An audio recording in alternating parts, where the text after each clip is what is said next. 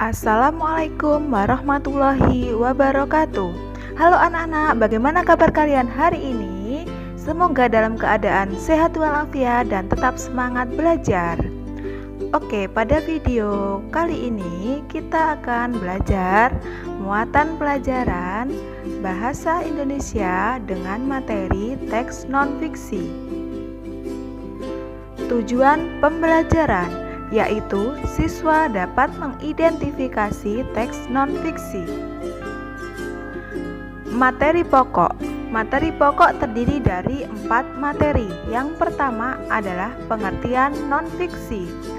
Yang kedua, menemukan ide pokok dan informasi penting pada teks non-fiksi. Yang ketiga, membuat ringkasan teks non-fiksi. Dan yang keempat, mengembangkan ide pokok menjadi paragraf non-fiksi. Baik, kita akan ke materi pokok yang pertama, pengertian teks non-fiksi. Teks non-fiksi adalah teks yang berisi informasi berdasarkan fakta atau kenyataan. Contohnya seperti esai, yang kedua jurnal, yang ketiga biografi, dan yang keempat karya sastra. Materi pokok selanjutnya yaitu menemukan ide pokok dan informasi penting pada teks non-fiksi. Sebelumnya kita akan membahas atau mengulas pengertian dari ide pokok. Ide pokok adalah inti permasalahan dari suatu teks. Nah, berikutnya, cara menemukan ide pokok dan informasi penting pada teks non-fiksi perlu diperhatikan beberapa hal, yaitu sebagai berikut. Yang pertama, membaca teks secara keseluruhan. Dan yang kedua, catatlah kata-kata kunci pada setiap paragraf yang ada di teks non-fiksi.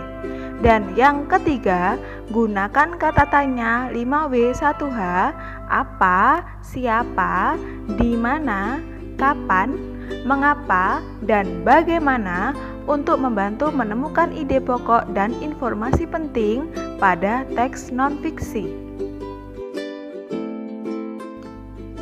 Materi pokok berikutnya yaitu membuat ringkasan teks non-fiksi. Pengertian ringkasan. Ringkasan merupakan informasi mengenai suatu hal atau kejadian yang disampaikan secara lebih singkat dan padat dari teks aslinya. Hal-hal yang perlu diperhatikan saat membuat ringkasan teks non-fiksi antara lain sebagai berikut. Yang pertama, membaca teks non-fiksi secara keseluruhan. Yang kedua, menentukan ide pokok setiap paragraf pada teks non-fiksi. Yang ketiga, menyusun ide pokok tersebut ke dalam beberapa kalimat menggunakan bahasa sendiri. Dan yang keempat, perhatikan pemilihan kata dan ejaan sesuai dengan EYD atau ejaan yang disempurnakan. Pokok yang keempat adalah mengembangkan ide pokok menjadi paragraf non-fiksi. Untuk menulis paragraf non-fiksi dari ide pokok teks, ada beberapa hal yang perlu dilakukan, yaitu sebagai berikut. Yang pertama, menentukan topik yang akan dikembangkan menjadi sebuah teks. Yang kedua, membuat daftar kosakata sebanyak-banyaknya yang berkaitan dengan topik yang sudah dibuat. Yang ketiga, menuliskan ide-ide pokok berdasarkan kosakata yang telah kamu tentukan. Yang keempat, membuat kalimat utama dengan mengembangkan ide pokok. Yang kelima, mencari informasi tambahan dari berbagai sumber yang dapat mendukung ide pokok dan kalimat utama yang telah dibuat. Yang keenam, membuat kalimat pendukung berdasarkan informasi tambahan atau kosakata yang telah kamu tulis sebelumnya. Dan yang terakhir, menyusun kalimat utama dan kalimat penjelas sesuai urutan sehingga menjadi sebuah paragraf non-fiksi yang padu.